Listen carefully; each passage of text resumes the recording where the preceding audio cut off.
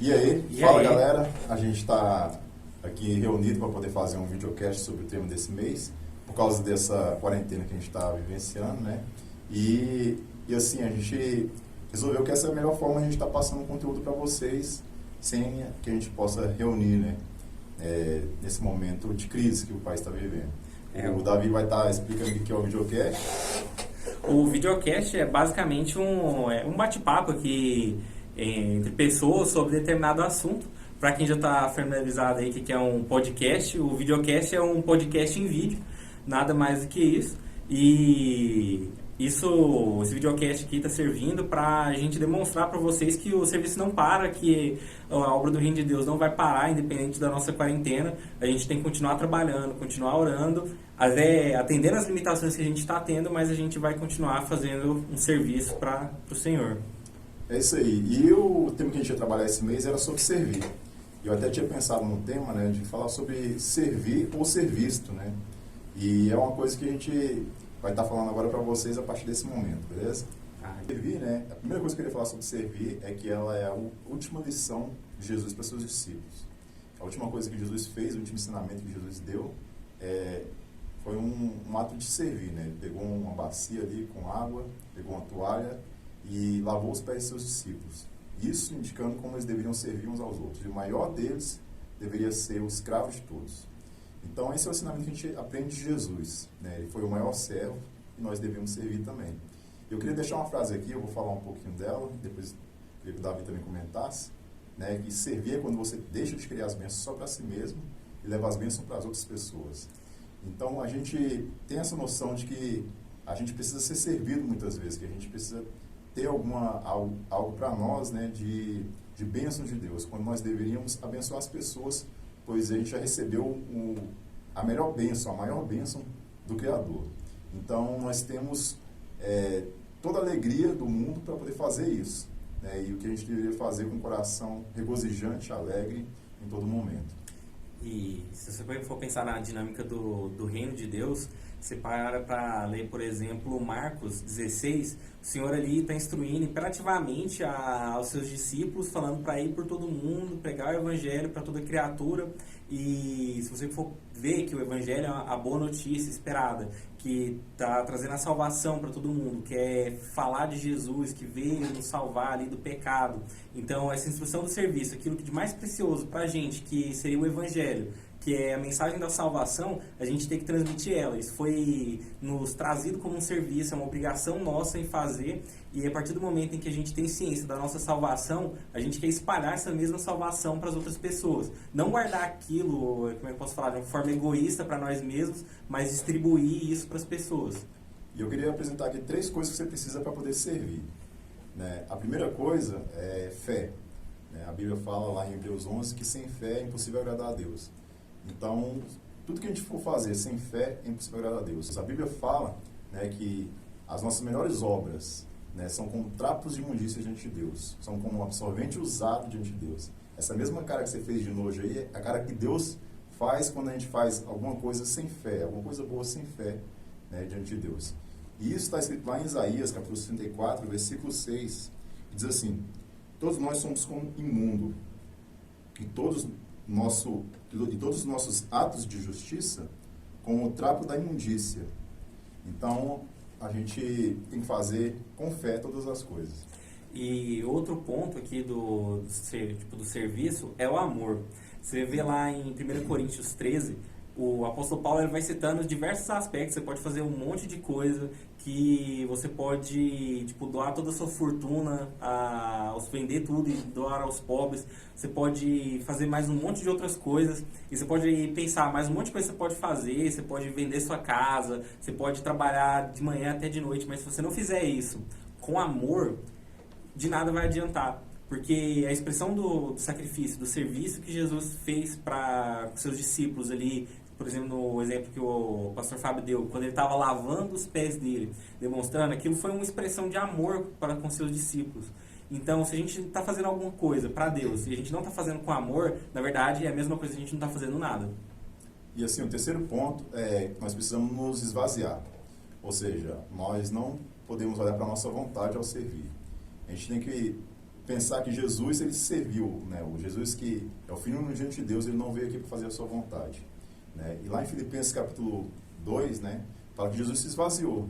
Ele se esvaziou até mesmo, né, pelo fato de ser Deus, né, e se tornou servo para exemplo nosso. Então nós precisamos nos esvaziar. Nós não estamos aqui para fazer a nossa vontade, a gente está aqui para fazer a vontade do Pai. E dentro da vida cristã, o serviço é um sinal de maturidade. Se você for pegar os discípulos, enquanto eles ali andavam com Jesus, eles serviam a Ele e andavam com Ele ali, toda uma dinâmica, mas a partir do momento em que o Senhor Jesus morreu, foi ressuscitado, subiu aos céus, a dinâmica mudou. Não era mais aquele bando de gente que não fazia as coisas direito, não entendia. Eles passavam a estar mais com o povo, a servir o povo, a estar junto deles, a orar por eles em todo momento. E a gente vê diversas expressões, por exemplo, em Atos dos Apóstolos se direcionando a um certo lugar para orar com alguém, para estar ali junto de alguém num momento de enfermidade. Então a gente vê um nível de serviço. Então o serviço, de acordo com o tempo que você está ali na fé, ele tem que ser um sinal de maturidade, que você está crescendo, que você está crescendo espiritualmente e não só deixando o tempo passar como cristão. E assim, o pastor, quando ele vê alguém que ajuda ele, né, essa pessoa ela deixa de ser um motivo de preocupação, muitas vezes, para ele. O pastor se alegra quando vê uma pessoa fazer isso e conta com essa pessoa como se ela fosse um ajudante no meio da obra, né? Ou seja, ele vê aquela pessoa como uma pessoa madura para ajudar, para servir. Então, servir é um sinal de maturidade, né? A gente percebe isso na vida das pessoas. E quando você faz isso, quando você serve na sua igreja, você pode... Presta atenção, as pessoas que servem, geralmente elas não reclamam. E muitas vezes, algumas pessoas querem servir justamente para poder palpitar, poder falar, poder criticar e tudo. Isso daí não é algo que a gente tem que almejar fazer, né? Só para poder criticar. O cristão como filho, ele é amado, né? A gente olha para Jesus, por exemplo, é o Filho unigênito de Deus, e ele, por amor ao Pai, ele abriu mão da sua glória para poder vir aqui servir. E nós, como filhos adotados, né? Nós devemos, por amor ao Pai, abrir mão das nossas vontades, do nosso querer, para poder servir a Deus. Nós não podemos servir a Deus querendo fazer as nossas próprias vontades. O servo, aqui a gente até falou de Marcos 16, o serviço na vida cristã não é opcional, não é algo que você fala, não, vou ter um tempo ali disponível, vou fazer quando der. Na verdade, não, o serviço faz parte da vida cristã. Se você vive a sua vida cristã totalmente solitária, totalmente individual, na verdade você está vivendo o mais distante possível de Cristo. Porque Cristo, sendo homem, quando ele estava aqui na Terra, ele não viveu recluso, distante de todo mundo. Na verdade, não. Ele vivia junto das pessoas, ele servia as pessoas, eles estavam com ele em momentos difíceis. Estava ali para o que der e vier toda hora. Então, da mesma forma, a gente tem que agir como nosso Senhor e servir não como se fosse opcional. Como, não, vou fazer porque eu posso. Não, quando você está num momento difícil, você tem que servir. Quando você está num momento bom, você tem que servir. Você tem que servir por um Deus que foi amoroso com você. E servir sempre, sempre. E assim, por definição, até mesmo se a gente for pegar para nós aqui, né, no seu serviço, por exemplo, né, você não tem essa opção. Né? Se seu chefe pedir alguma coisa para você, você provavelmente vai ter que fazer. Né? E quando a gente olha para Deus, a gente acha que a gente tem que servir a Deus, né, fazendo a nossa vontade. E não é assim. É claro que a vontade de Deus ela é agradável e perfeita àqueles que são salvos. As coisas de Deus são alegres para nós, né, que somos crentes em Jesus. E então, assim, não é um sacrifício simplesmente, né, é um privilégio que a gente vê ao servir ao Senhor. E é engraçado, porque a gente chama a Deus de quê quando a gente ora? A gente chama de Senhor. A gente vai se expressar sobre Deus, a gente fala o quê? A gente chama Deus de Senhor. A todo momento a gente chama Deus de Senhor. E se Deus realmente é Senhor na nossa vida, então a gente tem que fazer um serviço para Ele, porque Ele é o nosso Senhor, nós somos os seus servos. E que tipo de servo é esse que não serve? E assim, lá em Lucas capítulo 6, né, Jesus fala, né, por que vocês me chamam de Senhor, sendo que vocês não fazem a minha vontade?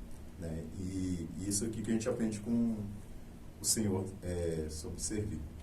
Outro ponto que a gente pode tratar também é sobre as motivações de servir. Existem motivações certas de servir, existem motivações erradas, e a gente vai tratar aqui das motivações erradas de servir. E antes um pouco, eu quero que você pare para pensar. Sempre quando a gente está orando, a gente fala para Deus, Senhor, me enche do teu poder, me enche da tua unção, eu quero te servir. E tem até uma música aí bem conhecida, principalmente há algum tempo atrás, que falava, o cara na música estava orando e ele pedia para Deus, não, eu quero ver as minhas veias cheias de unção. Aí na música Deus responde para ele, ó, eu já vi outras tantas pessoas orarem dessa forma, mas quando eu usei, o coração dessas pessoas mudou. Eu comecei a ser abandonado, eu deixei de ser o centro. E Deus lá no finalzinho do trecho lá que ele cita ali, na música, ele fala, toda glória é minha e de mais ninguém. É engraçado a gente ver essa representação, porque se você for parar para pensar, a pessoa que está servindo para glória própria, ela está servindo ali para serviço, ela está servindo para si mesmo, ela não está servindo a Deus. E assim, uma coisa que eu queria dizer, né, que quem quer posições não quer servir. A gente tem um trecho aqui interessante, né, na qual a Salomé, mãe dos filhos de Zebedeu, ela chega para Jesus e diz o seguinte, né, concede que estes meus 2 filhos se assentem, um à tua direita e outro à tua esquerda no teu reino. Então a gente vê que o pedido delas, que ela fez para Jesus, causou indignação nos meus discípulos. Então, assim, se tem alguém servindo ali num grupo, pessoas servindo, e alguém está ali justamente para poder procurar uma posição, um cargo, uma promoção, né, isso causa indignação em todos os servos ali presentes. Então, quem quer uma posição, ele não quer servir, ele está servindo a si mesmo, e a gente precisa unicamente buscar a glória de Deus. O que a gente tem que fazer tem que ser para a glória de Deus. Até mesmo eu, né? Se eu for convidar aqui uma pessoa que está assistindo um vídeo para poder vir na igreja e falar assim, venha, tem muitas moças solteiras ou rapazes solteiros aqui na igreja, né? Tenho certeza que até você que está assistindo aí não ia querer mais vir na igreja.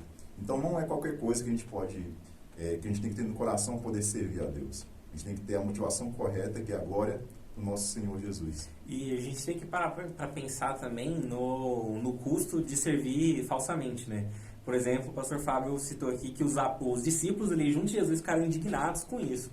Só que também existe aquele custo, a pessoa que está servindo, fingindo que está servindo a Deus, mas na verdade ela está servindo a si própria. Ela quer se autopromover, muitas vezes ela trabalha arduamente, ela abandona muitas coisas que ela deveria, ela está negligenciando até mesmo a vida espiritual dela, porque se ela tivesse uma vida espiritual relevante, ela não estaria querendo servir a si mesma, né? E isso acaba gerando, pode gerar casos, por exemplo, de burnout. A pessoa tipo, se envolve tanto, ela está tão ali dentro que ela acaba entrando naquele processo de não conseguir mais servir de jeito nenhum, porque ela se machucou, porque ela estava servindo a si mesma e não estava desempenhando aquilo que ela deveria fazer realmente. E ela acabou se machucando nesse processo. E assim, quando nós vamos servir, a gente tem que servir, né, não como dominadores, né, não como pessoas que estão ali no cargo para poder exercer influência, né, e submeter as outras pessoas. A gente tem que servir, né, o maior de nós tem que ser escravo de todos. E isso que a gente aprende com Jesus ao servir. Isso aí. E não que a gente esteja falando que não há de ter reconhecimento nenhum. Você vai estar servindo na casa de Deus e as pessoas, na verdade, sempre vão desprezar, vão tratar você como não estivesse fazendo nada. A gente não está querendo fazer esse tipo de alegação, que não tem que haver nenhum tipo de reconhecimento. Só que, na verdade, não tem que ser o primórdio do nosso serviço a gente buscar um pagamento aqui na Terra. Porque a gente está servindo a um Senhor que tem um reino de glória. Se a gente estiver esperando simplesmente coisas daqui, bênçãos materiais, por exemplo, por estar servindo, na verdade a gente está querendo muito pouco. Porque a gente tem um Deus que é infinitamente maior, que a gente tem a eternidade inteira para passar por Ele. Eu tinha um colega que falava, né, que as ruas do céu são pavimentadas com ouro porque é um sinal de que a coisa mais valiosa que a gente tem aqui na Terra, na verdade, lá é a coisa que menos vale, é a coisa onde a gente pisa. Então, o motivo da gente servir, você vai ser reconhecido, mas principalmente você tem que almejar ser reconhecido por Deus. Pessoal, para finalizar esse vídeo, a gente queria falar como é que você pode servir a Deus nesse momento de quarentena. Eu queria te lembrar o seguinte, que a gente serve a Deus não só na igreja. Na verdade, quem é servo de Deus serve a Deus onde estiver, seja no serviço, né, fazendo o melhor que ele puder, seja na escola, né, dando testemunho da verdade, né, tendo exemplo na sua conduta, em casa, né, obedecendo os pais. Mas a gente pode fazer algumas coisas, né? O que é que você pode fazer? Aqueles parentes seus, ou entes queridos, ou amigos até, que são idosos, né? Você pode fazer as compras para ele. Aquilo que ele não pode fazer, né? Sair. O que hoje você mais vê aí nesses vídeos aí é velho fazendo compra, né? Aquelas pessoas mais idosas indo fazendo compra. Então, isso daí não é recomendado. E nós, como somos jovens, quase não estamos saindo das ruas. Eu não estou falando que você precisa sair, mas que é preferível que vá um jovem do que um velho. Então, nós como cristãos, nós poderíamos tomar essa iniciativa de nos dispor a isso, ser proativos nessa boa ajuda ao próximo. E existe dá pra fazer um paralelo aqui dessa situação com a perseguição ali no início da igreja. Você pegar todos os apóstolos, eles estavam ali naquela zona segura deles, tranquilos ali lá em Israel, e ficaram ali na panelinha deles, pregando o evangelho, super felizes. De repente veio a perseguição e eles se espalharam por todo mundo, e aí que o evangelho começou a se expandir, o evangelho começou a ser pregado em todos os lugares, muitos lugares tinham ouvido falar de Jesus. E a gente está pegando aqui numa situação muito parecida. A gente está muito acostumado a sempre querer servir a Deus na igreja, que a gente esquece que, na verdade, o nosso serviço não se resume às 4 paredes do templo. Na verdade, ele tem que exceder isso. A gente tem que servir a Deus em todo lugar. E aí a gente pegar, não, nesse tempo de quarentena eu não posso visitar ninguém, então eu não vou poder evangelizar. Eu não posso ficar saindo na rua, então não tem como eu fazer nada. Na verdade, tem. Existem vários meios de comunicação possíveis. Você pode conversar com pessoas pelo Instagram, pelo WhatsApp. E você tem que começar a se preocupar com as pessoas muito para além da igreja. E até um exemplo aqui que dá para citar é que nesse momento de isolamento existem muitas pessoas que realmente estão sozinhas, que ela não tem ninguém e ninguém nem um ponto, não tem ninguém nem para conversar. E se você não entra em contato com essas pessoas, por exemplo, pelo WhatsApp, existem até casos de pessoas aí na Itália já que estão suicidando. Não porque, estou falando que a situação atual é fácil, mas às vezes no estado de isolamento que a pessoa está, ela não pode conversar com ninguém, não tem ninguém próximo a ela, ela já se sente sozinha.